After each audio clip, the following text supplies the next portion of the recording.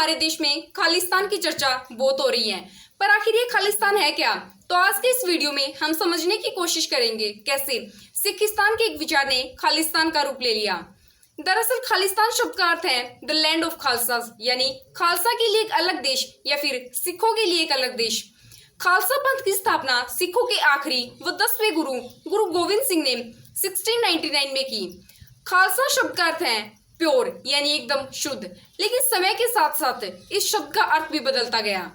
साल 1929 में कांग्रेस के लाहौर अधिवेशन में पंडित जवाहरलाल नेहरू ने जब पहली बार पूर्ण स्वराज का नारा दिया और अंग्रेजों की गुलामी से भारत को आजाद कराने का संकल्प लिया, तो उस समय कांग्रेस के लाहौर अधिवेशन का भी विरोध हुआ।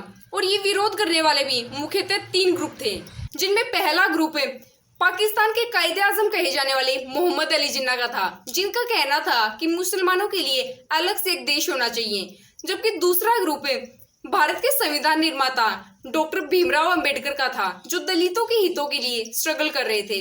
और तीसरा ग्रुप मास्टर ताराचंद का था, जिनका कहना था कि अगर मुसलमानों के लिए अलग से सीट्स रिजर्व की जाती हैं, तो ठीक उसी तरह सिख माइनॉरिटीज के लिए भी सीट्स अलग से रिजर्व होनी चाहिए। मास्टर ताराचंद के कांग्रेस के उस लाहौर अधिवेशन को विरोध करने के पीछे 2 बड़े कारण थे। पहला कारण ये कि उनका कहना था कि कांग्रेस सिखों को नजरअंदाज ना करे, जबकि दूसरा ये कि उन्हें डर था कि कहीं पॉलिटिकल पार्टनरशिप में सिखों की भूमिका बहुत कम ना रह जाए, क्योंकि उस समय भी भारत में हिंदू और मुस्लिम्स की पॉपुलेशन सिख पॉपुलेशन से काफी ज्यादा थी। और इन्हीं सब बातों को लेकर बाद में सिखों के लिए एक अलग देश की डिमांड उठी। कहा जाता है कि खालिस्तान का विचार सबसे पहले यहीं से एग्जिस्टेंस में आया। ऑल्दो उस समय खालिस्तान शब्द का इस्तेमाल न होकर सिखिस्तान शब्द का इस्तेमाल हुआ करता था, लेकिन जब 1947 में भारत को अंग्रेजों की गुलामी से आजादी मिली, उस समय भारत के केवल 2 ही हिस्से हुए, जिसमें पहला हिस्सा बना पाकिस्तान और दूसरा भारत। लेकिन पंजाब, जहां सिख पॉपुलेशन ज्यादा थी, उसका वेस्टर्न पार्ट पाकिस्तान को दे दिया गया और ईस्टर्न पंजाब भारत का हिस्सा बना। पंजाब के इस विभाजन के बाद वो सिख जो खालिस्तान की मांग कर रहे थे, उनके सपने अचानक से टूट गए। और इसका रिजल्ट ये हुआ कि 1953 में मास्टर ताराचंद, जो उस समय अकाली दल और शिरोमणि गुरुद्वारा प्रबंधन कमेटी के एक प्रमुख चेहरे थे, उन्होंने सिखों से यहाँ तक कह दिया कि अंग्रेज तो चले गए, लेकिन हमें आजादी नहीं मिली। हमारे लिए आजादी का मतलब सिर्फ इतना ही है कि पहले हमारे शासक गोरे थे और अब काले बन गए। डेमोक्रेसी एंड सेक्युलरिज्म के चलते हमारी स्वतंत्रता को डिमोलिश किया जा रहा है। यहाँ ये बात भी गौर करने की है कि 1966 से पहले पंजाब, हरियाणा और हिमाचल प्रदेश 3 अलग अलग राज्य न होकर एक ही राज्य पेप्सू, यानी Patiala and east Punjab states union हुआ करता था, जिसे बाद में 1966 में former prime minister Indira Gandhi ने 3 हिस्सों पंजाब, हरियाणा और हिमाचल प्रदेश में बांट दिया। पंजाब के इस विभाजन के बाद ही खालिस्तान की पॉलिटिक्स में एक बड़ा बदलाव आया। ये वो समय था जब पंजाब में खालिस्तान शब्द का इस्तेमाल होना शुरू हुआ। 1973 में पंजाब में शिरोमणि अकाली दल ने 12 लोगों की एक कमेटी बनाई, जिन्होंने आनंदपुर साहिब रेजोल्यूशन पास किया। इस रेजोल्यूशन की मुख्यतः 3 बड़ी मांगे थी। पहली मांग ये कि पंजाब में बहने वाली नदियां सतलुज और ब्यास के पानी का बंटवारा फिर से किया जाए। दूसरी ये कि चंडीगढ़ को पूरी तरह पंजाब को सौंप दिया जाए। जबकि तीसरी ये कि राजस्थान, हरियाणा और हिमाचल प्रदेश के वो जिले जहां सिख पॉपुलेशन ज्यादा है, उन्हें पंजाब में शामिल कर लिया जाए।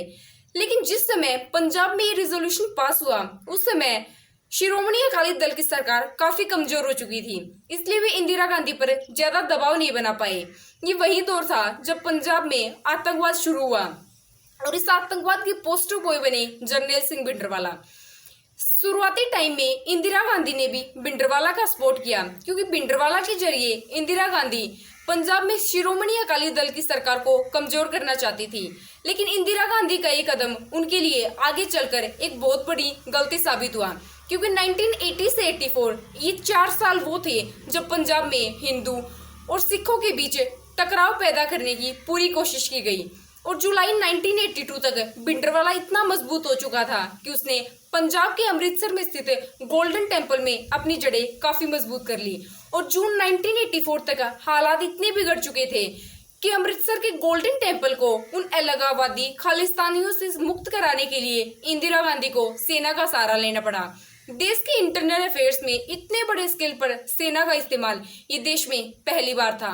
5 जून 1984 को फाइनली भारतीय सेना को गोल्डन टेम्पल में घुसना पड़ा और इसे ही ऑपरेशन ब्लू स्टार का नाम दिया गया।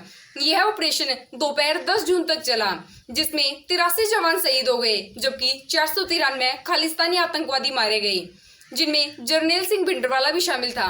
भिंडरवाला की मौत के बाद सिखों में इंदिरा गांधी को लेकर काफी गुस्सा था, काफी रोष था और इसी गुस्से के चलते 31 अक्टूबर 1984 को सुबह 9:20 पर इंदिरा गांधी की एक सिख बॉडीगार्ड ने उनकी हत्या कर दी। इंदिरा गांधी की हत्या के बाद देश में बड़े पैमाने पर सिखों को लेकर दंगे हुए और इन्हीं दंगों के चलते धीरे धीरे खालिस्तान की मांग कमजोर पड़ने लगी।